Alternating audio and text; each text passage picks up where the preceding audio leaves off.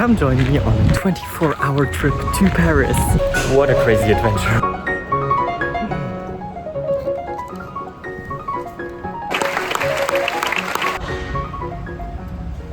It is foggy this morning and we're going to Paris just to watch a show. How decadent, isn't it? If you don't know me, I'm Amadeus, I'm 37 years old and I live in rural France.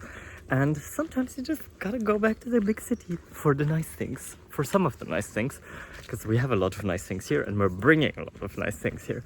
But all in all, we're going to see a show at Palais Garnier. It's a show of Paris Opera Ballet and it's called Mayerling and it's my favorite ballet. It's by Kenneth Macmillan.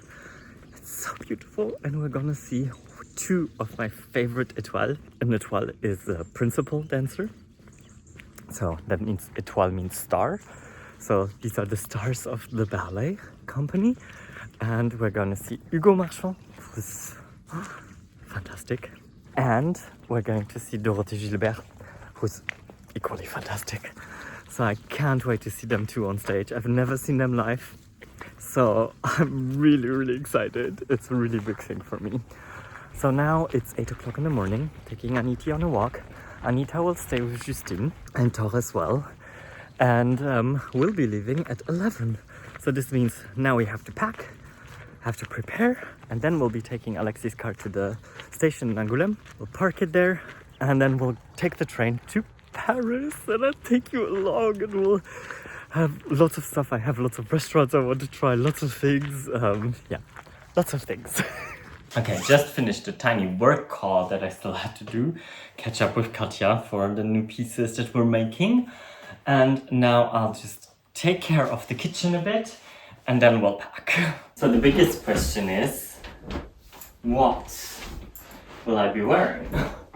It's supposed to be so warm in Paris.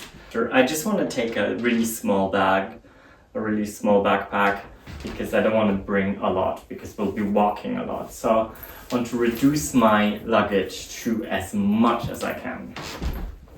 Almost forgot the most important bit, the tickets.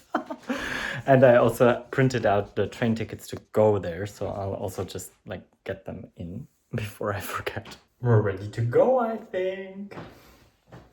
Here we go. I'm off to Alexis to get on the car and drive to the station in Angoulême.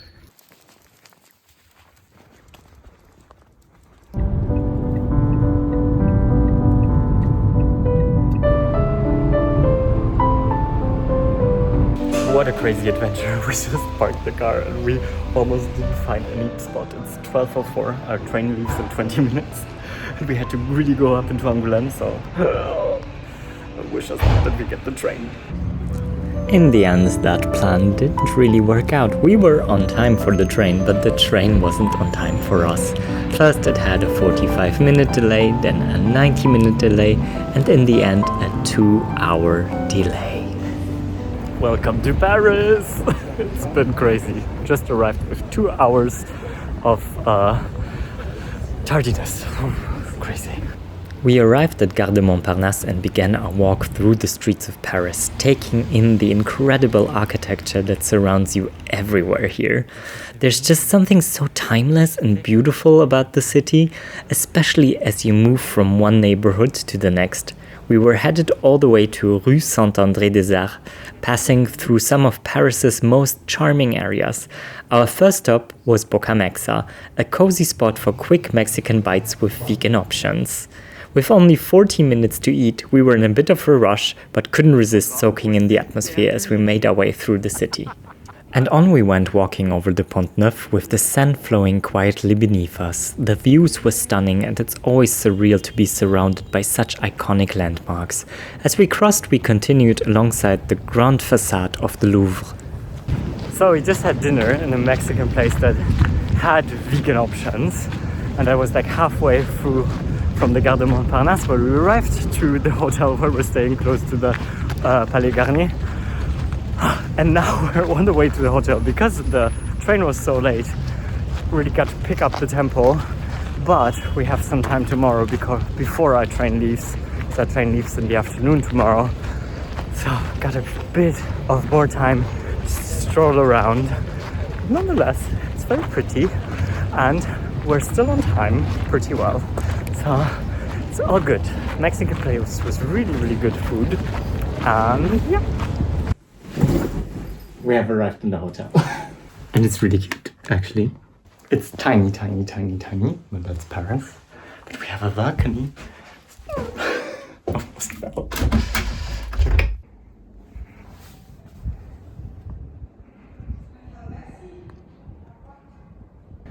Not too bad. Not too bad, actually.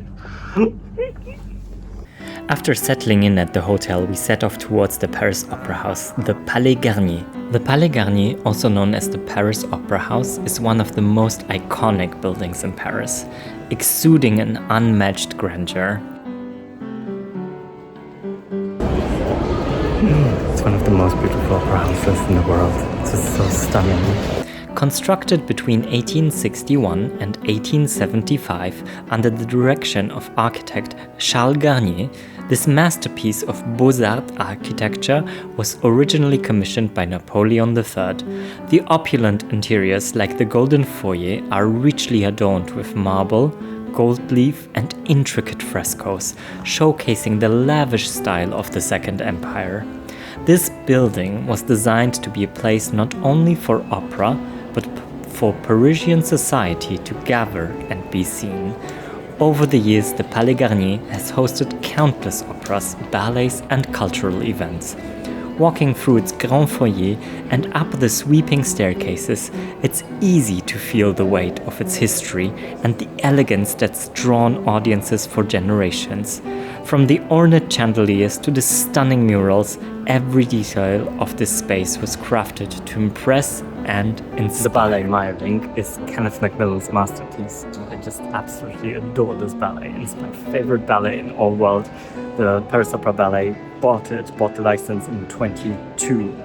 And here we are watching it with Hugo Marchand and Dorothée Gilbert, who are absolutely brilliant dancers. It's just so amazing.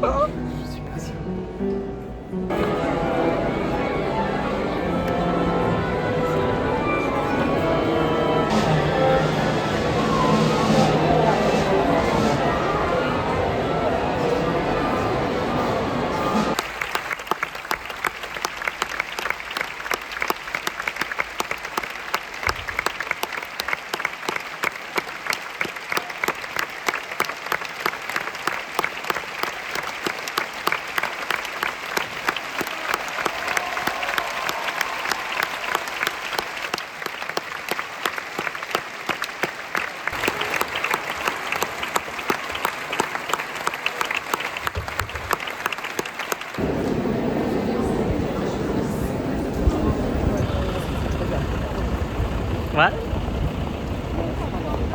It was just magical, beautiful, magical, amazing.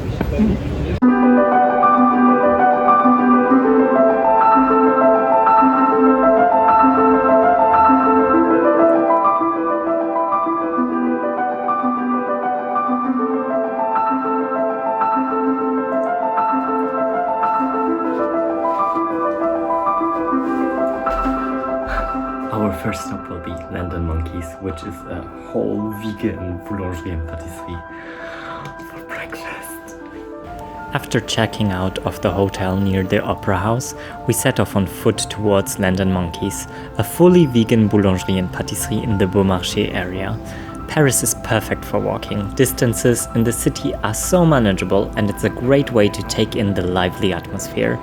On this Thursday morning, the streets were buzzing as we passed through the Place de la République, filled with Parisians starting the day. We continued on, walking past the historic Cirque d'Hiver, which has been a part of Paris since the 19th century. Finally, we reached London Monkeys, where you can find an amazing selection of vegan treats, everything you could want for breakfast and beyond. There's something so satisfying about starting the day with a fresh plant-based breakfast in a beautiful city.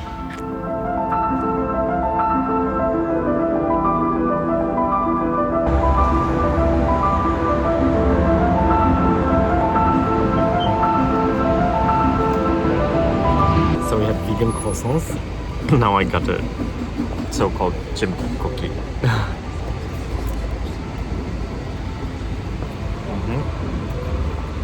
Really good.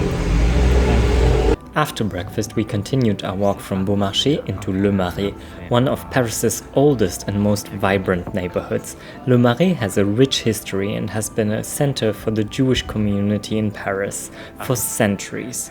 Walking through, you'll find Jewish bakeries, synagogues, and libraries, all part of the cultural fabric that gives this area its unique charm. We strolled around the Rue des Rosiers, a street filled with life and tradition, but also one that holds memories of tragedy.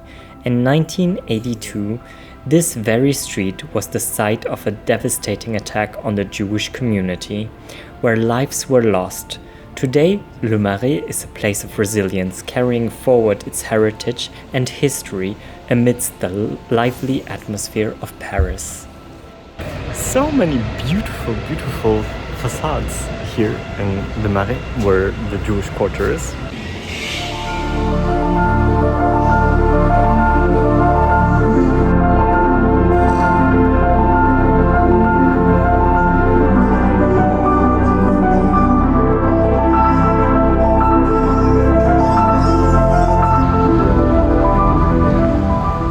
Look at this, palm trees on a bridge in Paris.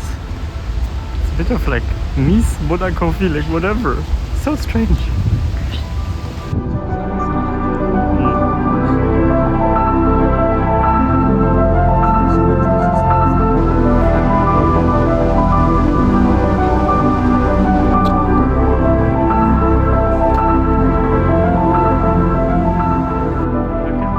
Continuing our walk along the Seine, we passed the Grand Palais de la Cité, one of Paris's oldest palaces which once housed French royalty. From there, we made our way towards the Louvre, an absolutely iconic landmark and one of the most famous museums in the world. Standing in front of the Louvre's glass pyramid, surrounded by the sprawling historic architecture, you can feel the weight of history here. Originally built as a fortress in the late 12th century, the Louvre became a royal palace before transforming into a public museum during the French Revolution. The Louvre's grandeur is truly unmatched. Just walking around the courtyard gives a sense of the sheer size and scale of this historic site. After taking the views of the Louvre, we continued our walk into the Tuileries Garden, where Parisians and tourists alike enjoy the open space, fountains, and sculptures. Eventually, we reached the elegant Place de la Vendôme, known for its luxury boutiques and the striking Vendôme column at its center.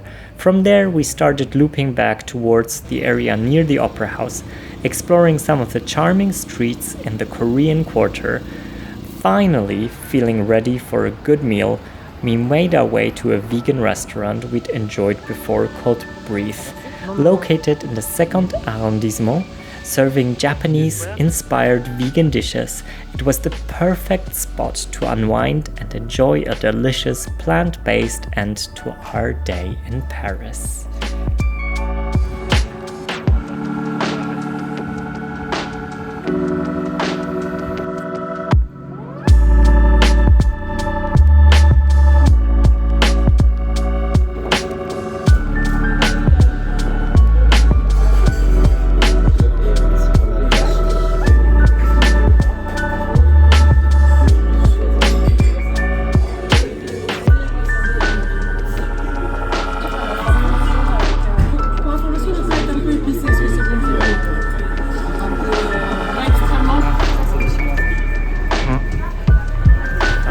C'est comme ça, hein. Ça va aller maintenant? J'aime mieux comme ça.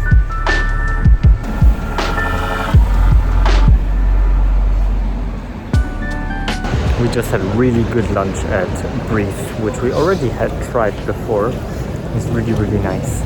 Now we're heading back to the station because we've got about 1 hour until our train leaves and we want to walk to Montparnasse, which is about an hour. So yeah.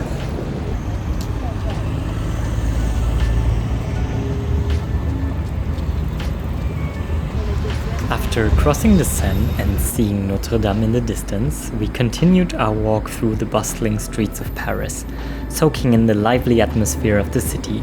The streets were full of people, shops, and that unmistakable energy that makes Paris feel so alive. As we entered the Jardin de Luxembourg, the scene was quieter, more subdued. The trees had already shed their leaves, leaving a delicate carpet of autumn colors across the pathways. The bare branches added a unique beauty to the garden, creating a peaceful, most introspective atmosphere.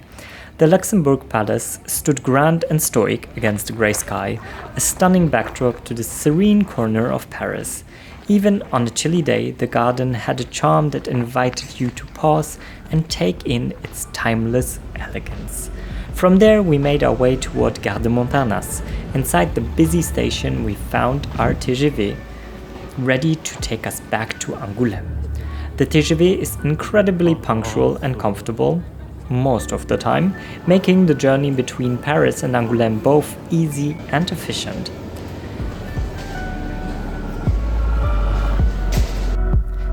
As the train sped through the countryside, we passed quiet fields and villages under the same grey sky, until we finally saw a bit of sun right before Angoulême. A peaceful end to our time in the city. In about 2 hours we arrived back in Angoulême. We picked up Alexi's car and drove through the countryside towards home. The calm and simplicity of the rural landscape felt grounding, a perfect return after the bustling city. Look, she was so happy to see me. So just went up to get her, and now I'm on my way down to the chateau. And then our adventure has ended. And I'll take a shower, and then I'll head back up for dinner. There she is, my beauty.